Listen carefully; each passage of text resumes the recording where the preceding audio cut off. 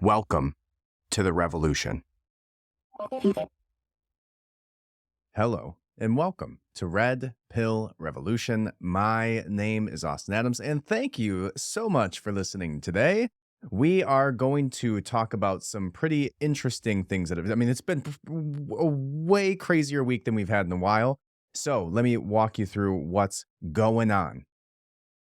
Colorado, the entire state of Colorado just legalized psychedelics after the midterm elections. That includes mushrooms, DMT, ibogaine, all of this stuff. So we will touch on that briefly. The FBI raided the home and seized the property of a journalist who posted legally obtained information about Area 51. Then we will also discuss Poland getting hit by a missile, what most people are assuming came from Russia. So we will discuss that. We will actually go ahead and look at all of the updates from what's going on there, as well as talking through the transcripts of Vladimir Putin in his discussion today. We are going to also discuss the recent announcement by former President Donald Trump that he is going to run in 2024, along with some crazy things that he said during that announcement that I do not agree with. So we will talk about those and why I don't agree with them. And we will also discuss the FTX crypto scandal, which many people believe is actually been a front for Ukrainian money laundering back to the Biden administration and the Democratic Party. So that was all in the last 2 days, basically. It's been wild. So without further ado, let's go ahead and jump into it. Welcome to Red Pill Revolution. My name is Austin Adams. Red Pill Revolution started out with me realizing everything that I knew, everything that I believed, everything I interpret about my life is through the lens of the information I was spoon-fed as a child. Religion, politics, history, conspiracies, Hollywood, medicine, money, food, all of it. Everything we know was tactfully written to influence your decisions and your view on reality by those in power. Now, I'm on a mission to retrain and re-educate myself, to find the true reality of what is behind that curtain. And I'm taking your ass with me. Welcome to the revolution. If you didn't know, I actually sat down and created one intro music for this podcast the very first time. And by the way, it has been a year since I launched this podcast, which was October 19th of last year. So 1 year, happy 1 year to the Red Pill Revolution podcast. I don't know if I have any claps here. Oh, look at that. Woo. All right, look at that. Thank you guys. 50 episodes, 1 year later. You can stop the applause. Thank you. All right. Awesome. Hey, thank you so much, guys, for listening. I truly do appreciate it. This is such a blessing in my life to be able to come on here and get all of this out to you guys. I don't know who I don't know who I'd talk to about all this stuff. I mean, I talk to a lot of people about it, but it's awesome to be able to talk to you guys. It's awesome to be able to engage with you guys. So honestly, from the bottom of my heart, thank you so much for being a part of this. Thank you so much for spreading the word. I do plan on this being 100% what I do with my life. So please spread the word as much as you can. If you can, go ahead and over to redpillrevolution.co. You can subscribe to the podcast there, leave a 5-star review, hit the subscribe button, all of that good stuff. Write a review if you can. It actually helps me get up in the rankings more than anything else. So please write a review, type it with your little awesome fingers right now, hit that subscribe button. Head over to redpillrevolution.co. You can subscribe to the Substack where you get all of the articles, all of the topic videos, the full podcast directly in your email along with the video podcast, some extra little goodies. Sometimes I write some stuff in there. All good stuff for free. Head over to redpillrevolution.co.com is for losers. Do it right now. I would appreciate it. And while you're there, you can actually go and donate if you would like to fuel the revolution. You can go directly to Red Pill Revolution, or I'm sorry, GiveSendGo/Red Pill Revolution. So GiveSendGo.com, of course, /Red Pill Revolution, GiveSendGo.com/Red Pill Revolution, and I would appreciate it. So that's what I got. Usually I do that at the beginning, but I don't know. I guess I missed it because I was so excited about all of the wild stuff going on. So let's go ahead and talk about the very first thing today, which is that Colorado legalized psychedelics, not just mushrooms, they legalized DMT. Like they didn't start at the bottom and just move their way up over the years. They just went like top to bottom, psychedelics legal in Colorado from Proposition 122, which did get passed. I think that this is actually, I'm 100% behind it. I think psychedelics have proven scientifically to have a large positive net effect on so many mental health issues. I personally have not done them, surprisingly, but am definitely open to the idea at some point in my life, maybe down the road. Not interested in it at the very moment that I'm sitting here with you, but I do see so many positive effects coming out of this. I do see, just from meditation and things that I've talked about in the past, I have, reached those places that you can get to through psychedelics, and I've seen the positive effects in my life. And so I absolutely believe this is something that I stand behind wholeheartedly. I think it's awesome. So let's go ahead and read this article. This is coming from ABC News, everybody's favorite news website. Not really. It says Colorado has become the second state. Oh, I was wrong. Second state. Colorado has become the second state to decriminalize and legalize recreational psychedelics. Voters passed a ballot initiative during last week's election, and it will make it legal for adults to purchase and use DMT or dimethyltryptamine, ibogaine, mescaline. It actually excludes peyote. They can also use psilocybin. Nearly 1.2 million voters, roughly 53% of the total vote, approved Prop 122, according to state election results. It says currently Oregon, depending if you're from Oregon or not from Oregon, you say it one way or the other, I think. At least all the people that I've met from Oregon say it's Oregon. And all the people I've met not from Oregon say it's Oregon. So I'm not from Oregon. Oregon. I don't know. Currently, Oregon is the only state to legalize psychedelics. In 2022, 55% of Oregon voters passed an initiative to legalize recreational psychedelics. Starting next year, Oregon residents can use psilocybin at licensed service centers and not in their homes, according to the Oregon Health Authority. Colorado's ballot measure comes 10 years after it. In Washington state, voters passed ballot initiatives to legalize recreational marijuana for adult residents.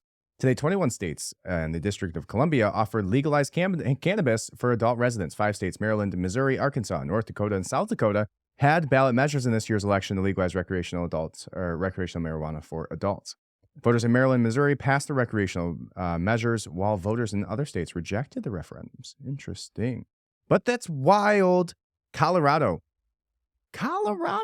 What is up, Colorado? Leading the way, leading the charge on the front of this. And as we saw what happened with marijuana, they are just going to start a domino effect of all the other states. And again, I am wholeheartedly behind this. I 100% approve. I think if you don't, you should look at the scientific studies that talk about veterans' PTSD. I think that you should look at the scientific studies that talk about how it helps depression. I think you should look at the studies that show that you literally have to eat more than your body weight or some crazy something like that. Not medical advice. In mushrooms to die. I'm sure it may not even be a thing, just like marijuana.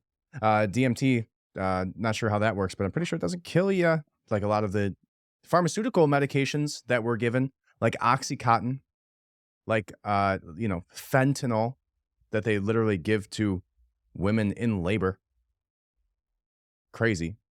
So, again, I'm 100% behind this. I agree with this. I don't see anything wrong with this. I do think they're going to be setting up treatment centers.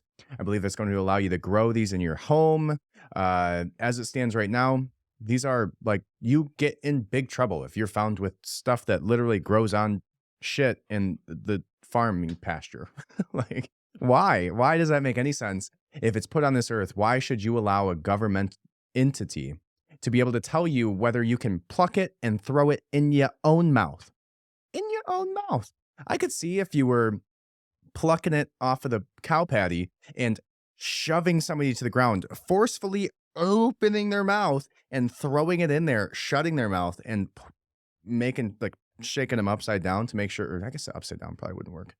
But you see the point. If you are doing it to your own body, I think you should basically be free reign. I think you should, even if you don't agree with psychedelics, even if you think it's wrong, logically, philosophically, I believe you should be able to ruin your own life 100%. If you want to sit all day and smoke weed and play video games, I think you should have the right to do so. And you will find that there is social repercussions, social repercussions to that you probably don't like. And eventually you may change what you're doing as a result of those social repercussions. People probably don't want to hang out with you. People might think that you're a loser if that's all you're doing all day. But there's also some very high functioning people who smoke weed all day and make a bunch of money and do awesome stuff all the time and just enjoy it more while also eating snacks. So I don't necessarily think that the government, especially if we're peddling out Oxycontin and allowing the drug cartels to pull over fentanyl in boatloads, which I guess is coming from China. You know, I heard the Dr. Phil interview where he was talking about how China is manufacturing fentanyl, taking it to the cartels. The cartels are bringing it into the U.S. through the border, which tons of people are coming over now as of the last 2 years. Wonder if that's a coincidence. And then killing your friends and family and children with it intentionally because they want the demise of our culture. I don't know, just a theory, but it seems to make a lot of sense to me. If you were going to do something like that, why wouldn't you do it through drugs, through the minds of the culture from the inside, right? And utilizing the drug cartels. Why wouldn't, it just makes so much sense. I don't know.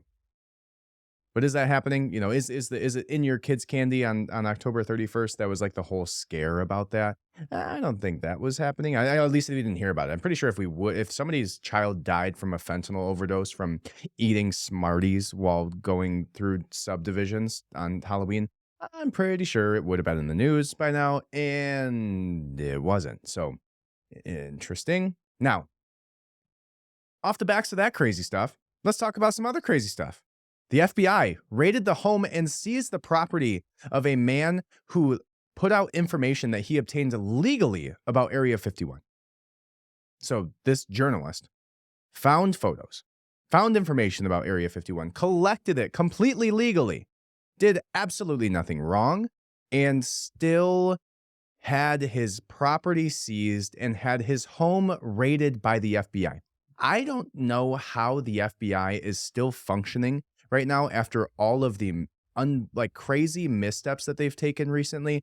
The raiding of Mar-a-Lago, to which we heard putters, nothing, absolutely nothing at all came from that, of literally kicking, maybe not literally kicking down the door, but metaphorically kicking down the door of a former president, which has never happened in the history of our country, of his house,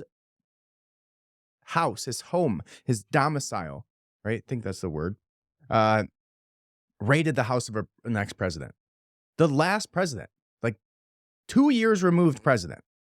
And no repercussions to the FBI. And no repercussions to Trump. Nobody's even talking about it anymore. It's not even a conversation. And here they are doing the same thing now to this journalist who put out information about Area 51. I can't believe we're still talking about Area 51. Honestly, we're literally having congressional hearings surrounding UAPs, UFOs, aliens, and we're still raiding the homes of people based on Area 51 pictures.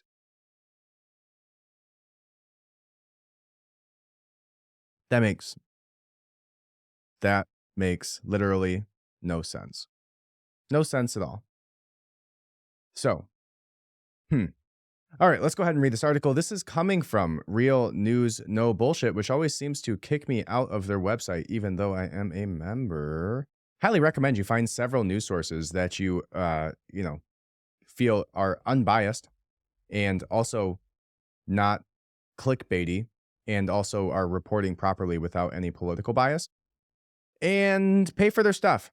even if they're small. Real news, no bullshit at realnewsnotbs.com is one of them that I use, and I subscribe because I want to support good journalism.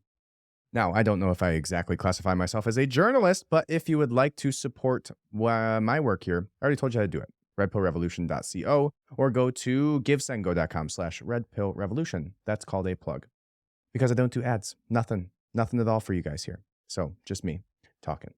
All right, let's go ahead and pull up this article now that I have signed in and successfully talked for a minute and a half while I do so. And here it is. The FBI raids home and seizes property of journalist who posts legally obtained information in photos of Area 51.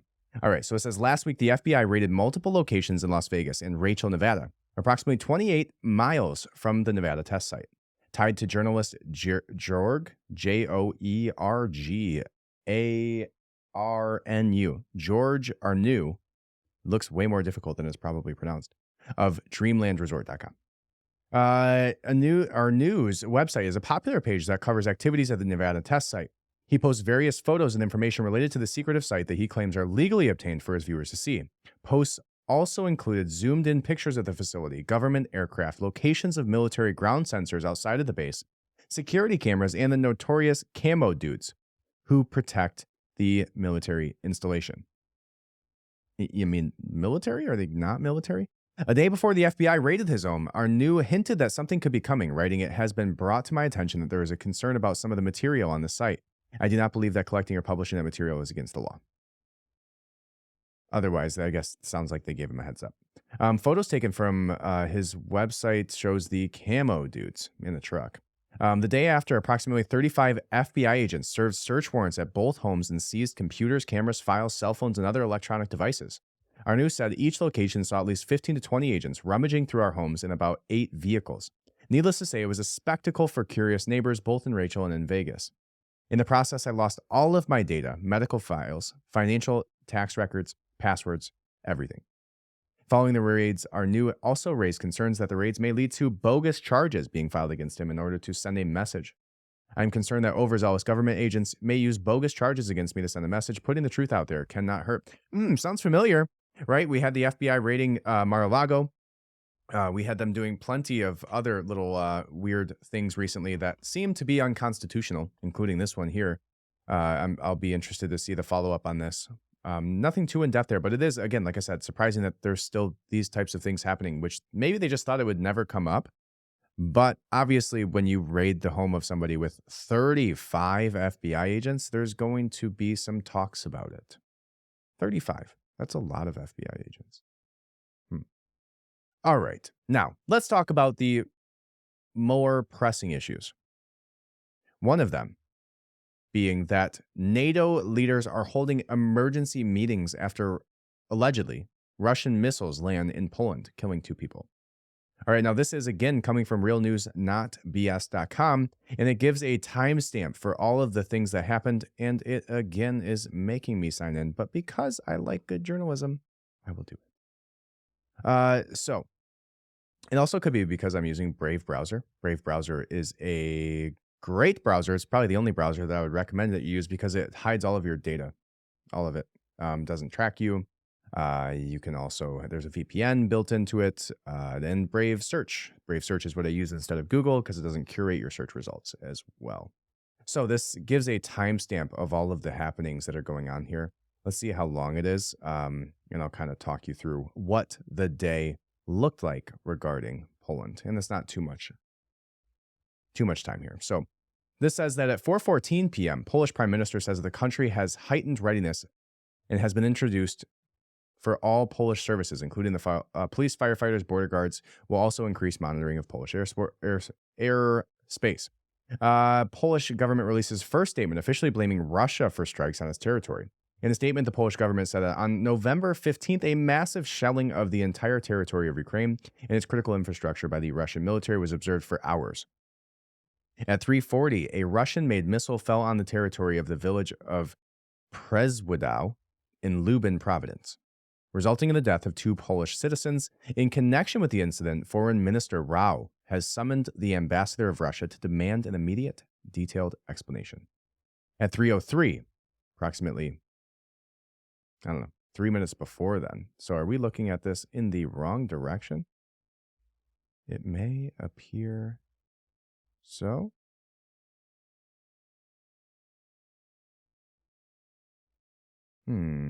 Let's see. Okay. So let's start from the bottom. We started from the top. Maybe they should tell you that. Nothing against you. All right. 10:07 a.m. Two rockets have landed in the town of Presidency, Poland, on the border of Ukraine. They hit the grain dryers. Two people have died. No word on who is responsible. 10:14, approximately 7 minutes later, Polish Prime Minister has called an emergency meeting with top government officials. Reports indicating that two Russian missiles landed in Poland. 10:17, aide to Prime Minister says that he is holding a meeting with the national security team and top defense officials. The meeting is set to discuss repercussions of a missile attack by Russia.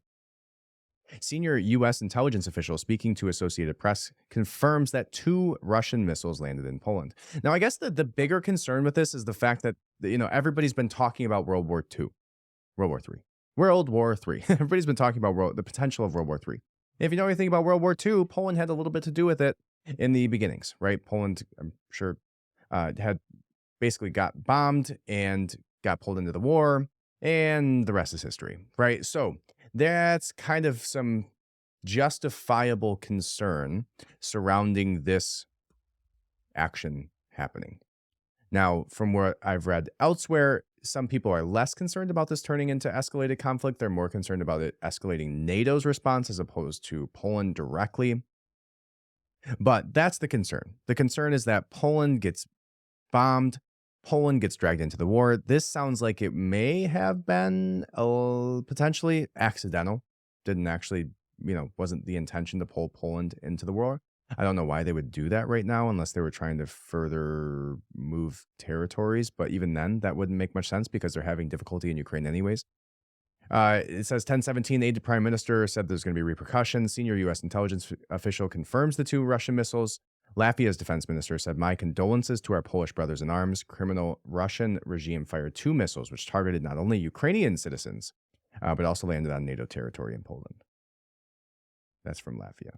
Hungary speaks out. The Pentagon did not confirm or deny the information.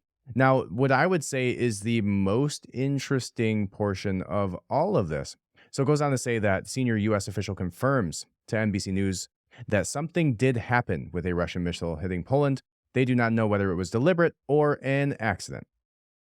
Then Russia responds. Russia says at 12:07 that statements by Polish media and officials about the alleged fall of Russian missiles in the area of the settlement is a deliberate provocation in order to escalate the situation. No strikes were made by Russian weapons against targets near the Ukrainian-Polish state border. The wreckage published by the Polish media, hot on the heels of the incident in the village of Presidency, has nothing to do with Russian weapons of destruction. So Russia vehemently denies the claim that these were their missiles, says they did not fire any missiles towards them, said that had nothing to do with them, and that they're trying to provoke this situation further by saying that it was them. 12:37, NATO Secretary General said that NATO is monitoring the situation and always are closely consulting. All right. Poland says something. Poland, the White House doesn't confirm the details. That was at 1 o'clock. Let's see. Head of the Polish National Security says Polish Duda currently is in talks with U.S. President Joe Biden. Now it's saying here at 1:27, Ukraine's foreign minister said Russia now promotes a conspiracy theory that was allegedly a missile of Ukrainian air defenses that fell on Polish territory. This is not true. No one should buy Russian propaganda or amplify its messages. So this is a he said, she said situation, right? Russia denies it that this was their missile. And Russia even goes on to say that the missile was Ukrainian air defenses that fell in Polish territory. Ukraine's foreign minister says that's not true, and so on. Two Ukrainian diplomats say the NATO ambassadors will meet tomorrow, invoking Article 4. Article 4 allows members to bring any issue of concern, especially related to the security of member countries. Okay. Ukrainian news outlet says that the air defense missile landed in Ukraine. Ukrainian news outlet Interfax reporting that Ukrainian KH-101 air defense missiles landed in Ukraine. So a Ukrainian news outlet confirmed what they were saying. The next thing that happens was at 2 o'clock. Ukrainian forces may have been involved in the explosion that occurred in eastern Poland to lure NATO. That's from the Russian state. And it looks like there are some pictures of this. So it says 2 weapons analysts are claiming that photos of debris from the missiles found in Poland near belong to a Ukrainian missile. The analysts note that at the end of a Ukrainian rocket motor identified as, 48N6DM SAMS rocket motor. Photos attached with descriptions. Ukrainian call these claims conspiracy theories. Of course they do. Poland has officially summoned the Russian ambassador after the missile strikes. Polish media outlets reporting that government officials believe the missile debris is from Russia. How convenient. How convenient that they're, this is again, he said, she said, but it sounds like after that whole dirty bomb situation where the UN Security Council met about that, if you don't recall what that was, the UN Security Council was called into a meeting after Russia called them based on claims that Ukraine was building a dirty bomb to drop on, from what somebody told me, I don't know if this is correct and I haven't verified it, so maybe not, was Paris. And then we're going to blame Russia, trying to bring other people into the war. Poland releases official statements blaming Russia, and this was at 5 or 6 o'clock. Polish prime minister says the country is heightened readiness. All right, So there you go. There's the story. Right now, we don't know who did this, where the missile got dropped from, who did it. It seems like it could have just as much been Ukraine as it could have been Russia at this point. But I guess time will tell, and maybe it won't, because again, we barely even have access to any of the contrarian conversations surrounding this, especially when if I post this tomorrow, it's going to get flagged as misinformation if you talk about the two sides of this conversation. One being that Russia claims that Ukraine air defense missiles dropped in Poland. The other being that Ukraine claims that Russia bombed Poland. Poland, obviously a NATO ally, says that they believe it was Russia. Now, again, all of this is doing is escalating. Nobody is saying we deliberately bombed anybody. There's no foreseeable way that this action gets heightened into, what some people are concerned about.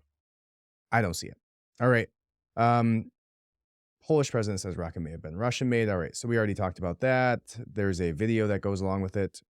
Now, I would say, here's a video where it allegedly shows that Biden says it was unlikely that it was Russian made, which means that it could have been Ukrainian. So let's see if I can get this connected here and we can listen to that, because I think that's a good one. And then we'll actually listen to what Biden's initial response to me was, because it was hilarious and concerning on both parts, but mostly concerning because he's our president and not some random dude. So I don't know if I'm gonna be able to get this video here, and let's see if I can just.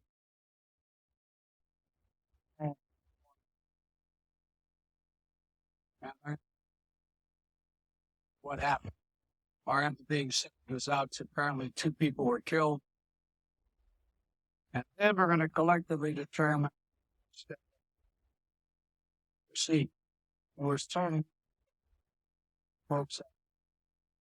We're also discussing the latest series of Russian mission attacks, which are continuing challenge manner they demonstrate throughout this war against Ukrainian cities and infrastructures. And it's been totally unconscionable what they're totally unconscionable. And the moment when the world came together at G20 to urge de-escalation, Russia continues to has chosen to escalate in Ukraine while we're meeting. I mean, there were scores and scores of missile attacks, Western Ukraine. We support Ukraine fully in this moment. We have since the start of this conflict with its capacity. It was fired from Russia. There is plenty of information contesting that. I don't want to say that. It's it's unlikely that mines was fired from Russia. We'll see. This So this whole thing is still to this second being perpetuated as being Russia firing missiles at Poland. And here, Biden is saying that it's unlikely, that the preliminary information shows that that's potentially not true, but is hesitating to say it because it doesn't fit their narrative. But they know there's going to be so much blowback once it's confirmed that it was actually Ukraine that they can't hype this up to be this crazy bombing like they would have loved to do, because it's eventually going to show that it was from Ukraine. At least that's what I'm taking from it. Here's this clip. This was earlier, a little bit earlier today, of Biden showing that he will not respond on this yet, which is a bit different than what he just said. But this was just so ridiculous that this was the response of our president. And then they literally shoo everybody out of the room. So here it is. Let's see the question that's asked, and let's watch his response. Mr. President, each child have no support of explosion in Poland, sir. Well, thank Christ for right now. We're going to He's going to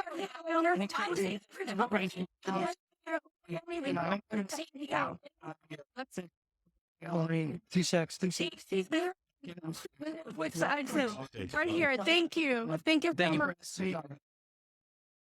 Okay, so what you just heard is somebody saying, can you confirm that, can you talk more about what happened in Poland with the Russian missile? And he goes, no.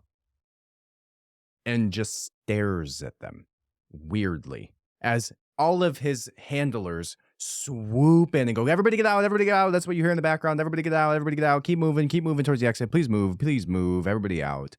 No more questions, because you asked the one that we don't want to answer right now.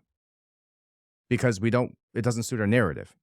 And that's the biggest problem here, is they want to escalate this war.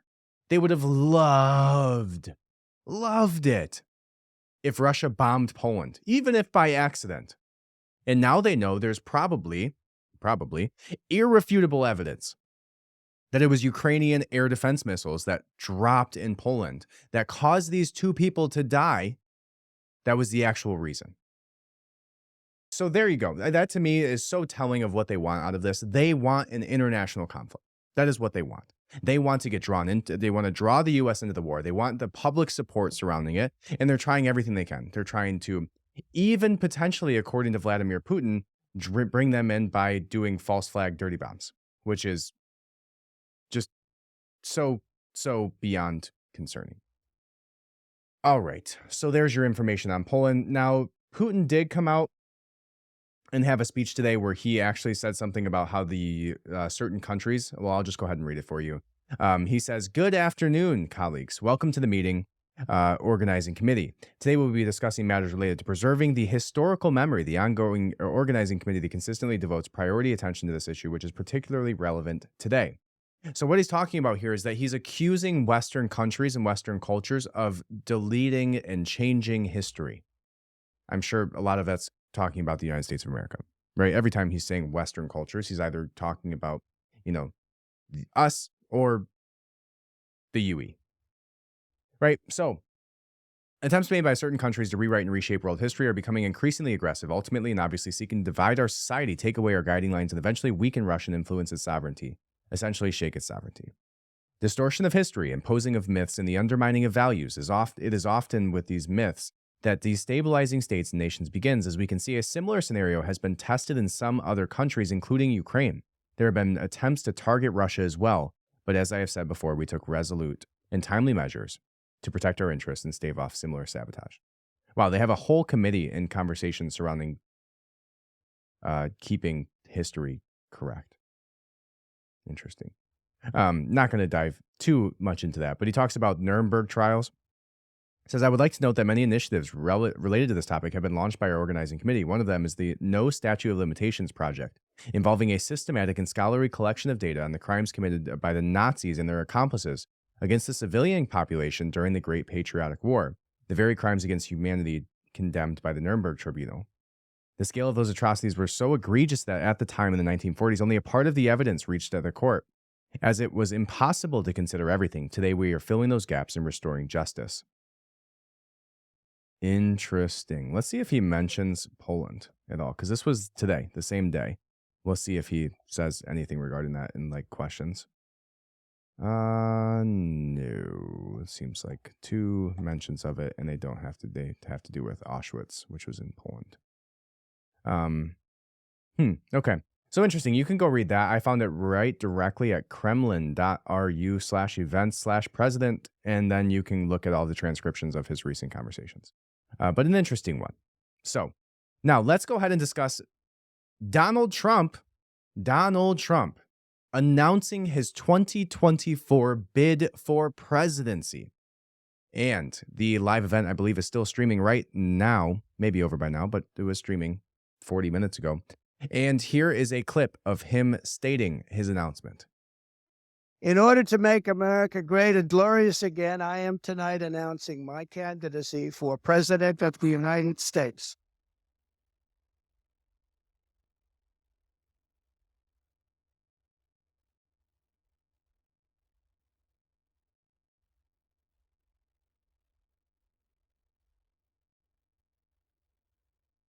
He's pointing at people. He's super happy. Yeah, you, and you. Yeah, we're going to do it. All right. There was Donald Trump saying that he is going to run in 2024. Now, he followed this up with some very good statements surrounding protecting children, going after sex trafficking, and some things like that. And then he followed that up with some not so agreeable statements on my end. I don't agree with some of this, at least this one statement that we'll show you in just a second. Now, this is off the backs of the Ron DeSantis situation where Donald Trump was just talking a whole bunch of shit about Ron DeSantis. And Ron DeSantis came out and said, hey, when you're in the spotlight like I am and you're actually doing things out there, it brings on criticism, which I think was a very studious response by Ron DeSantis. Now, when it comes to this side or that side, you know, I tend to... this is a hard one. Now, I think that in the light of where we are as a nation, we need less escalation, not more, right? I don't know, as entertaining as it is, as fun as it seems to have a Donald Trump 2024 presidential run and win for the Republican Party, I would not be opposed to Ron DeSantis being on the card either. I think that the comedy is great. I think that the energy is fun. I think the movement is important. But I also think in an ideal world, what we need is not more craziness. Right now, again, Trump's done some great things in my mind. A lot of the legislation that he passed, obviously the economy at the time was thriving, gas prices, all of it. He did a lot of great things, a lot of tremendous things. But I do think that and maybe it's not even his actions or even his words as much as it is going to be the response of the general public on the other side of things. I think we need a de-escalation of tension in the United States today. I think just looking at it from a step back, right? Looking at it from not looking at, the movement here or the movement there. I think overall as a country, I would like to see more empathy. I would like to see more unification, right? And Biden ran on unification, and we know that didn't end up being the case. But I would like to see a de-escalation of tension, and I don't know if we get that with Donald Trump right now. I think we get 4 more years equaling, Lord, a 12-year back and forth of Trump, then Biden, then Trump, then, so I don't know. Now, the bigger question is, could Ron DeSantis even win? Does he have the movement behind him? Now, I think polling-wise, he did fairly well against Donald Trump recently in exit polls. Now, I don't know if that would translate, right? I haven't seen stadiums be filled by Ron DeSantis the same way they have been for Donald Trump. I don't think that he's as good at marketing himself personally. I don't know if he's as great at starting movements. I don't know if his slogans are as good. His jokes definitely aren't as funny. There's some downfalls to Ron DeSantis, but I think in an ideal world, I do think that it would be a net overall positive for our country to de-escalate from the sitcom that we're in currently between Donald Trump and Ron DeSantis, or I'm sorry, Donald Trump and Joe Biden. I don't think it would be a bad thing for Ron DeSantis to take office. Now, that says nothing against Donald Trump. I just think as a culture, as a country, it may be in our best interest to de-escalate tensions, and that could happen through Ron DeSantis. Now, there is some things that Donald Trump has said recently being an hour and a half ago, that I completely disagree with. And this alone will likely split the party and make a lot of people who are on Donald Trump's side really question whether or not they're going to vote for him in a DeSantis-Trump election, right? Primary is the right word for what I was looking for. So, without further ado, here's that clip right after I tell you that you should go ahead and hit that subscribe button. You should go ahead and subscribe. Hit it right now. If you didn't hit it already, I forgive you. But if I ask you twice, I might not.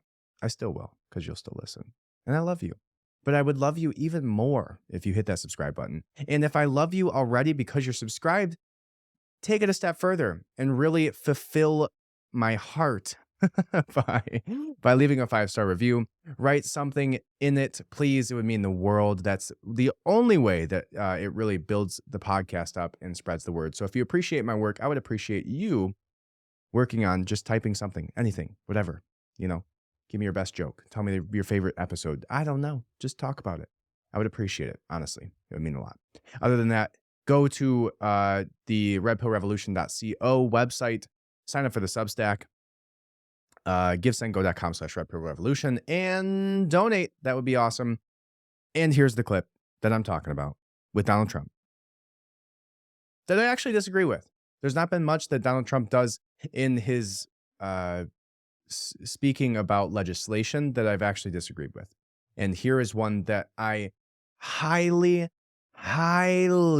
disagree with, highly advise against. I cannot even believe that he said this. It saddens me for the party that has been the one that has been speaking sensically. Sensically? I think that's a word. I know nonsensically is a word. Sensically has to be a word.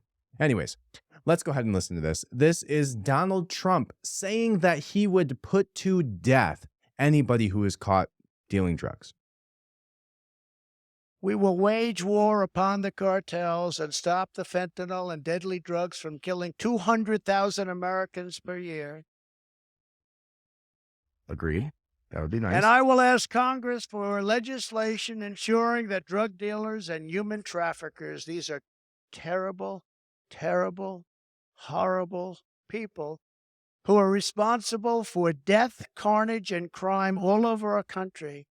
Every drug dealer during his or her life on average will kill 500 people with the drugs they sell, not to mention the destruction of families. But we're going to be asking everyone who sells drugs, gets caught selling drugs, to receive the death penalty for their heinous acts, because it's the only way. We don't need any more blue ribbon committees. I don't like to say this. Highly disagree with that statement. It is absolutely not the only way to stop the deaths from fentanyl, to stop the overdose deaths. That's a fun one. It is not the only way. And if you understand what's going on and the people who are dealing these drugs, yeah, maybe if you're talking, and even then, again, I think that it's such a wrong way to move this. You're going to divide the party right there. With that one statement, Trump just divided the party. He's going to lose all of his younger base. You're going to have 10 80-year-olds in the audience clapping for that, and you're going to find that every single person under the age of 50 at this point does not think that every drug dealer should get the death penalty. Because you know who are the drug dealers? You know, your guy on the street corner are the ones doing the drugs. And you know, the ones who are doing the drugs, they're the ones who are highly affected in low socioeconomic classes. That statement made no sense. And it's a poison to the party that he just did that. And I really hope he finds some way to bring that back in before 2024. And if he doubles down on that, I think he's going to have some issues, because that's not the way. That doesn't make any sense. It's not going to. You really think that taking somebody who's dealing a Schedule 1 drug, marijuana, should get the death penalty? You know how many 16-year-old dummies are out there dealing marijuana in the 26 remaining, or however many, 30, what is it, 29 states? I don't know. However many states there are left, 29 states that are not legal. Why? Because they like to smoke weed, and that's okay. And even if it's a different drug than that, I just don't think that's the way. You don't sentence them to the death penalty. How many people a year are caught with drugs? How many people a year are caught dealing drugs? And you're just going to take the single mom in the trailer park or in the hood who's selling weed, selling psychedelics like shrooms and DMT and all of these things that are literally the whole movement. And you see that with Colorado, the movement is moving away from the war on drugs, and Trump is doubling down on it. And that's not what the people want. And they've spoken over and over and over and over again. We do not want the Truman, the war on drugs, right? That is not what we want today. And so I really do hope that he finds a way to pull that back. I don't think that was the right way to go about it. I don't know why he would even include that in what he was saying. And Nixon, not Truman. Sorry, I'm stupid. Nixon's speech of the war on drugs. That's not what anybody wants right now. Culture is moving away from that. Younger generations are moving away from that. We don't want to kill every drug dealer. You know what they need? They need a good economic structure. They need good education. You know what? And maybe you're stupid and you deal drugs, but that doesn't mean that you should be put to death. Even if you're dealing like fentanyl, right? And again, it's horrible. I hope nobody's dealing fentanyl. I think it's wrong. I don't think that you should be put to death for, if anything, put to death the sex traffickers, put to death the human traffickers, put them to death. Don't talk about the drug dealers. How about put them in rehab and help find them jobs? Give them a counselor, because I guarantee you 50 to 70% of people, maybe not, I would say it's probably close, at least not more than this, of people who are actively dealing drugs are either A, poor as can be and can barely afford food, or B, have severe mental health issues, or a combination of both. The way of combating that is not by putting them to death, and especially just saying drugs in general. Like I just think that's how I'm so like, I have never heard him say that before, and I'm honestly like, that really just shakes the movement to its core. Even if he lost 25%, because that's really close to a big enough. If he actually runs on that and actually plans on doing that, you've lost me. I'm not voting for you if you want to put every drug dealer to death. Now, again, I'm against, don't go, but again, drugs are the classifications are so stupid. How many pharmacists are you going to put to death, Trump?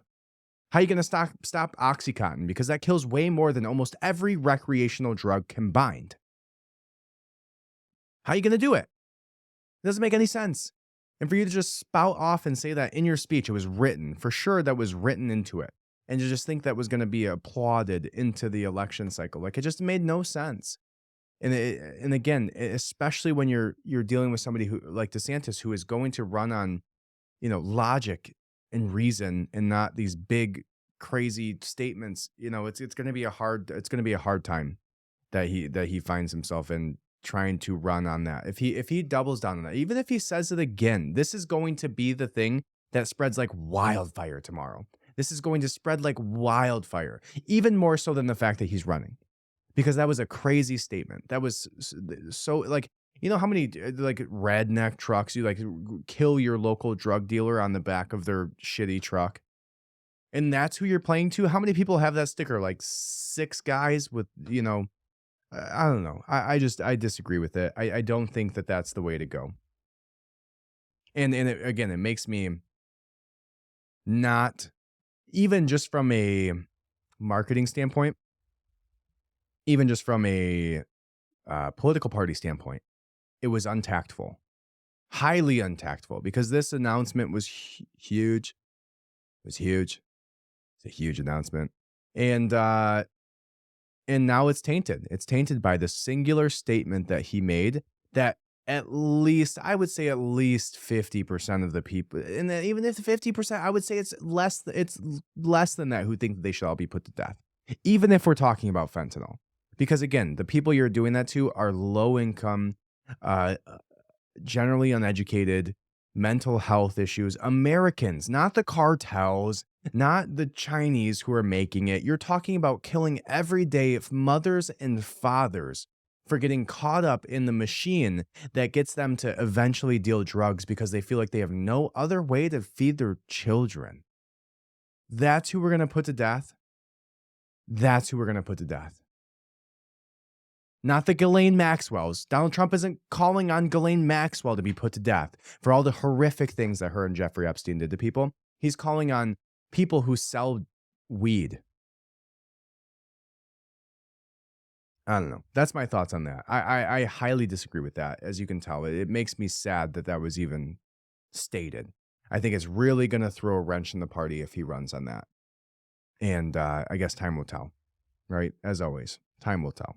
But I really think that that was highly detrimental to his speech today, to what should have been a celebration turned into a mockery and a negative mark on Trump's record by him saying that singular statement. And again, I voted for Trump. Voted for Trump. Twice.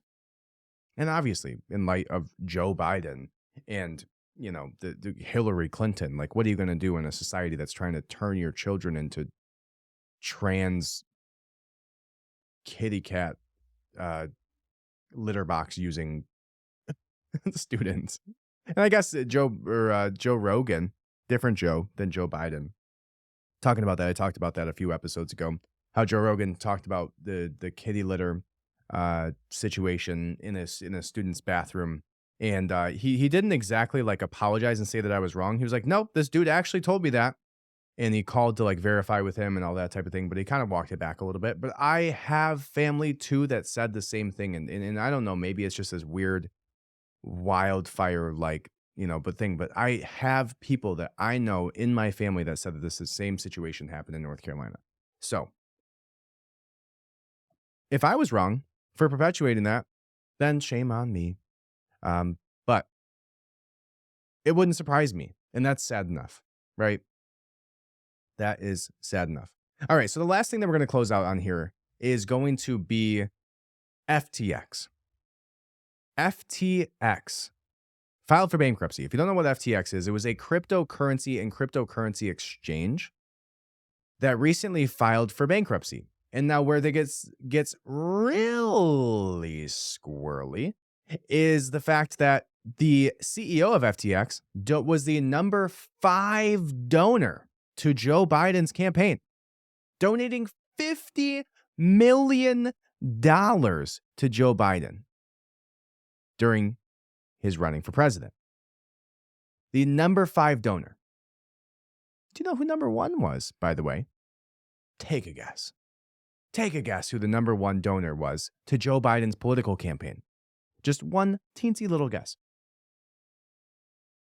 If you started hearing Star Wars in the background, dun, dun, dun, dun, dun, dun, dun, dun, dun, dun, dun, dun, it was George Soros. Yes, it was. George Soros. George Soros was the number 1 donor. And if that tells you anything about the number 5 donor, was this weirdo who started FTX. And now there is all of these situations. Even Elon Musk came out and said it's a little bit fishy that Ukraine invested billions of dollars of your tax dollars into FTX, which then allegedly was siphoned off back to the Democratic Party. So when we're talking about the shuffling of money by the Biden administration, the I don't know how, like hundreds of billions of dollars that we're at this point, of the money that we've sent over to Ukraine. I don't know what the exact figure is, but I'm sure we can find it out. Let's read this article. Okay. Now, this is not coming from one that I'm familiar with, but it did seem to have some good information, and it kind of conglomerated all of the tweets and everything on that. So verify some of this for yourself, and we'll actually listen to some of this video here if I can get it connected. But we'll read this together. I do think that you should do your own work on this, because I honestly, it's so crazy that I want you to go study it yourself. I don't want to be the only purveyor of information here, because this could literally be the one thing that takes down the money laundering scheme that is the Biden administration and the Democratic Party, because they donated so much money, and then all of the sudden they file for bankruptcy out of nowhere. And then, meanwhile, all of this money was being shuffled back through FTX from Ukraine, who invested the money that you gave them to fight this war against Russia into this cryptocurrency that eventually went completely bankrupt, this exchange, which went completely bankrupt. And for no reason, which didn't make any sense. So let's read through this. A lot of people lost a lot of money, like billions of dollars of Americans' money was lost during this weird little shuffling of money here. So while this connects to my Bluetooth, and there it is, look at that, on the fly. That's how good I am after 51 episodes. We will go ahead and read through this. So this is coming from Breaking Digest. Again, I don't claim this to be the most scientific of articles. So do the work on yourself. But I thought they did a good job conglomerating all of the information on this in a way that you would not see from the traditional media. So again, this is coming from breakingdigest.com. And it says, you've likely heard about the company called FTX recently, and its founder, Sam Bankman-Fried, who goes by SBF. FTX seemingly rose up out of nowhere to become a cryptocurrency behemoth. Last week, FTX went bankrupt with no warning at all, shocking everybody. The crypto market tanked. Bloomberg called the FTX collapse one of history's greatest ever destructions of wealth. Now, as we're putting together the pieces, we're learning that this might actually have been the biggest money laundering operation of all time. Remember all those billions upon billions that were going to Ukraine? Some of us suspected it all along, but didn't know exactly how it was being done. Now we're starting to connect the dots. Here's how it could have been done. The U.S. takes billions of dollars of taxpayer dollars and funnels it over to Ukraine. Ukraine then puts those billions into FTX, which is owned by SBF, Sam Bankman-Fried. SBF then takes the billions and donates them back to the Democratic Party. This is not speculation. SBF was the number 2 largest donor. From what I read, he was the number 5. But this says he was the number 2 largest donor to the Democrats, next to George Soros. The Democratic Party then funnels the money to people like Joe Biden and uses it to run elections. End result, key Democrats end up with millions. Races are stolen. If this all ends up being true, or even partially true, potentially treasonous. All right, now Elon Musk himself posted this, and it's a little bit of an infographic, which he commented on, and this was 2 days ago. It says SBF was a major Democratic donor, so no investigation. And it's a kind of a quadrant of a picture of the CEO of FTX, SBF. Gosh, that's confusing and stupid, who's a MIT graduate, showing that from him went to Gary Gensler, who's the head of the SEC, former president at MIT, which then went to, let's see if I can actually open up this tweet here, which then went to the professor of economics at MIT, former boss of Gary Gensler, which then went to the CEO of Alameda. And Alameda was the basically a funding venture for the FTX company, which did market research and invested money, which then went back to Sam Bankman-Fried, right? So That is your theory. Now let's go ahead and move through this and see about this article a little bit further. All right. Some other people said, while Biden gang has been harassing and threatening Elon Musk and his companies, one of the worst scams in modern finance was being perpetuated under the nose by a regular Wall Hill investor and the second biggest Democratic donor. So yeah, this was Tom Fitton who said that. Second biggest donor, not the fifth biggest donor. Jack Posobiec said, it is increasingly looking that the Democrats' 2022 campaigns were funded by kickbacks from Ukraine, funding using FTX as the pass-through vehicle. No wonder this guy is scared for his life after ripping these people off. Wow. So that's the idea. The idea is that, and then let's go ahead and here's a good video on it that we'll read. Sam Bankman-Fried spent $40 million on Democratic candidates. He also donated $10 million directly to then candidate Joe Biden. Wow. And it basically explained how FTX is basically just a Ponzi scheme. And here's a video that says FTX 99 seconds. Here is your explanation.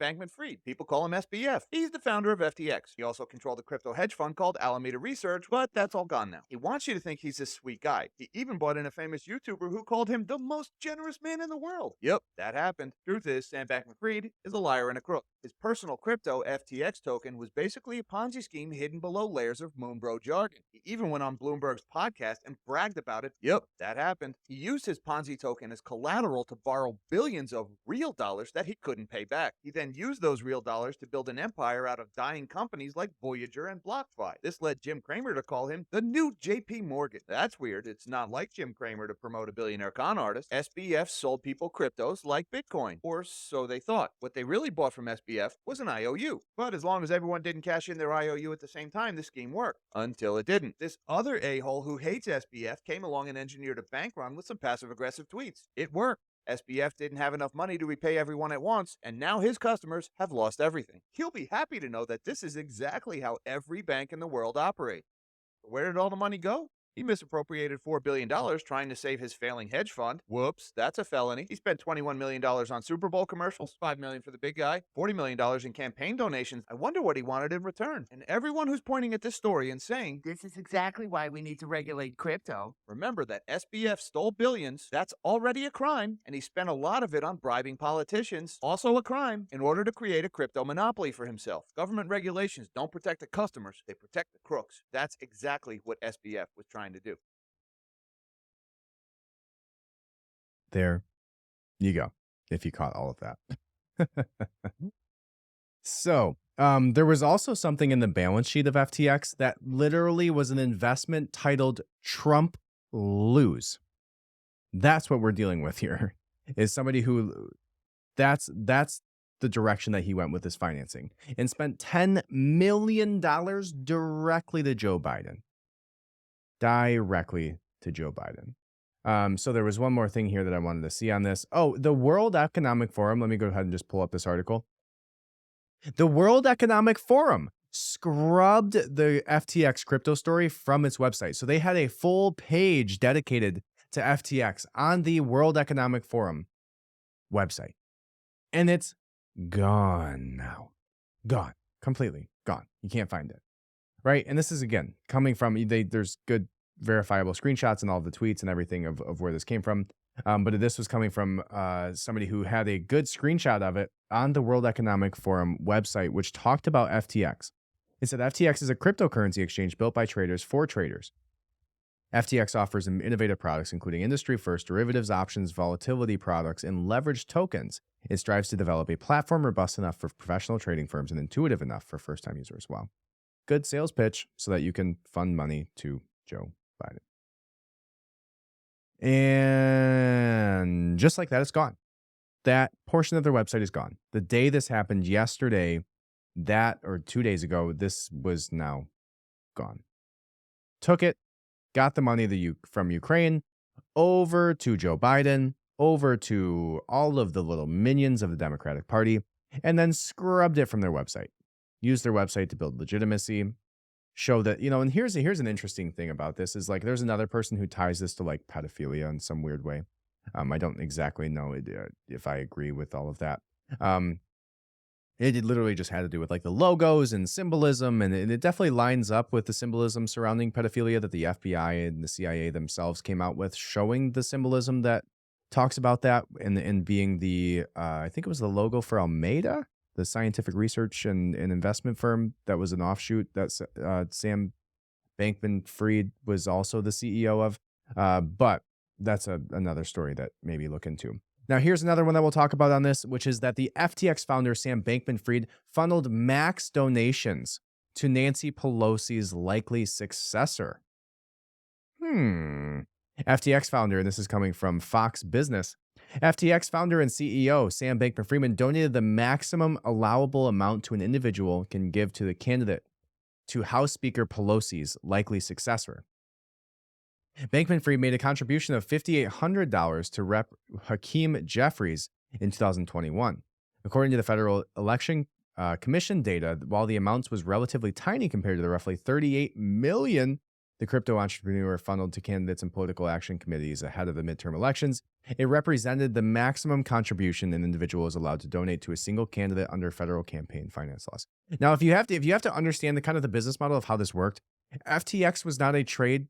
All of the billions of dollars that people put into this were never actually sitting in crypto. It was IOUs. It was all blank. It was all fabricated. And he took those billions of dollars, it was like $10 billion or something crazy that it was worth. FTX confirms unauthorized transactions as $1 billion in crypto reportedly vanishes. There's another headline for you. But he took that money and did what he pleased with it. And then what happened was that Ukraine put that money into the FTX exchange, the cryptocurrency exchange, gave this guy, Sam Fried, whatever, gave back IOUs as a result, then sent the actual money to the Democratic Party, to Joe Biden. $38 million of what they received, at least. And that's just what we know here 2 days after. What's going to come out in 2 weeks, 2 months. So let's go ahead but you have to understand how that business model works. The money that people were putting into this, the people that were buying cryptocurrency only worked if they were liquid, and they weren't liquid in any of their assets. They put the money into the cryptocurrency exchange, and then he said, okay, sure, yeah, you got 12 of FU coin or whatever. And then they didn't actually hold any of it. They had IOUs that said, okay, if it goes up and you pull out and we're liquid enough to pay you, then we will. But it didn't actually hold the value of the coin, which is kind of weird when it comes to crypto, because there should be some verifiable transaction when it comes to that. But I guess when it comes to these exchanges, it doesn't work that way. Or maybe I'm wrong there too. But that's how I understand this. Now, it goes on to say that according to the FEC, individual contributors are only permitted to give $2,900 per candidate per election. Individuals may combine two maximum contributions into a single donation of $5,800, since primaries and general elections count as two separate elections. Wow, $5,800. That's what we're writing this whole article on. Jeffries was the only House candidate who Bankman-Fried gave $5,800 to. He donated the same amount to various Democratic and Republican senators in 2021 and 22. Jeffries, who is currently the fifth highest ranked Democrat in the House, is considered a likely successor to Pelosi when she steps down from her role as leader of the House Democrats, Politico reported. The New York Democrat is expected to have more behind-the-scenes support from the Democratic leaders compared to Adam Schiff. Yeah, I don't know if I care about $5,800. Bankman-Fried's donation to Jeffries, though it was just a small slice of his overall political givings during the midterm election cycles, the majority of his $38 million in donations were sent to a Protect Our Future PAC and House Majority PAC, both of which exclusively supported Democratic candidates. Now, here's the bigger issue with all this: is super PACs never have to talk about where their money came from or where it went to. That's a huge issue that nobody's talking about. While we're sitting here sifting through this one individual's $38 million, a super PAC could have donated $38 billion. Just doesn't have the laundering scheme that was set up through FTX. It says Bankman-Fried's donations made him the second largest donor to the Democrats in the cycle, behind only George Soros, who donated nearly $127 million. So, to correct myself, he was the number 2 largest donor to the Democrats, behind the world's biggest supervillain, maybe second biggest behind Klaus Schwab. But the world's biggest supervillain, George Soros. And then right under George Soros was Sam Bankman-Fried of FTX, number 2 donor to the Democratic Party, who literally laundered your tax dollars to Joe Biden and the Democratic Party. All of the money that we're sending to Ukraine, all of the aid that we're sending to Ukraine went directly into FTX, which went right back into the Democratic National Party and Joe Biden, the big guy, directly. And you know what's going to happen out of this? Nothing. Nothing at all is going to happen. Nobody's going to go to jail. Nobody's going to be in trouble. This guy's going to get off with some blue collar or white collar bullshit charge that he's never going to, and he's going to go live. He's already living in the Bahamas. He's never going to see any issues with this. He's never going to go to jail. Nothing. Do you know what would have happened if Donald Trump did this? Do you know what would happen if Donald Trump did this?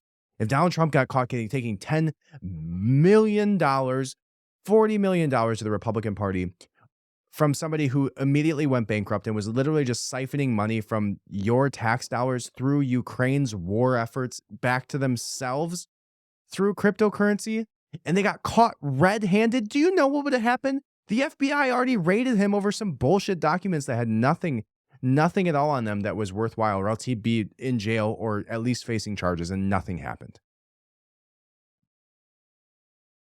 Do you know what would have happened? It's crazy. Nothing's going to happen here. It says Bankman-Fried's donations made him the second largest donor. We just talked about that. Meanwhile, a massive liquidity crisis forced FTX to file bankruptcy last week. Bankman-Fried's net worth subsequently dropped by an estimated $15.6 billion to no material wealth. Holy shit, $15.6 billion. According to Bloomberg's Billionaire Index, the former billionaire admitted on Thursday that he effed up. Wow. All right. Wow. How wild. All right. And that's what I got for you guys. That's what I got. Now, we're going to be doing an episode soon where I'm going to roll out. I talked about doing the background music on that intro at the very beginning, which I think is fun. It's kind of cool that I sat there on Logic Pro and, never did that before and made that intro. But anyways, what's more important about that intro is the words. And I realized that since starting this podcast, I've gotten a little bit away from the essence of that intro, right? Really capturing and questioning and rethinking the way that our culture works, finance, history, education, parenting, all of that stuff is something that I want to hold the essence to. I don't just want to do current events. I want to help you reshape and re-educate yourself on the way that you view our country, this world, history, education, parenting, money, Hollywood, all of those things that I discussed in the intro. Those are all things that are near and dear to my heart. And I will be announcing something in the very next podcast that is going to be reaffirming that and not pivoting the way that we do this podcast moving forward, because we will still do this format, but also adding on an additional layer to it on a weekly basis that will start to build that section of it out more. Okay. So stay tuned for that. Leave a 5-star review, type it up, because next time you listen to this podcast, you don't have to hear me say it again and be like, oh man, maybe I should do that. Maybe I should just, type something really nice about how awesome he is and how great this podcast is and get a bunch of people to join this movement. You won't have to feel that next time if you just do it right now. All you got to do is just grab your phone. You already got it in your hand. Anyways, it's sitting there right now in your hand. And if it's not in your hand, it's in your cup holder or something crazy. And if you're one of those, fancy people, you got something in your car that holds your phone for you. But all you got to do, hit a 5-star review, type something nice. It would mean so much to me. Head over to redpillrevolution.co.com is for losers. I don't think I could do that any better if you've never seen it. Head over to YouTube, subscribe there. Rumble, I'm on there. Truth Social, Instagram, TikTok got banned, so we're building that one up again. TikTok is now RPR with Austin Adams. Everything else is at Red Pill Revolt. Sign up for the Substack. You'll get all the articles, links, videos, topic videos, full podcast video, podcast, all of that stuff directly to your email every single week. and soon multiple times a week. So again, thank you guys so much for listening. I love you from the bottom of my heart. I hope you have a wonderful, wonderful week. And I reset my roadcaster here so I don't have my stinger. But maybe I'll do it with my mouth. Have a great week, guys. Thank you so much, and welcome to the revolution. Doodle doodle doodle doodle doodle.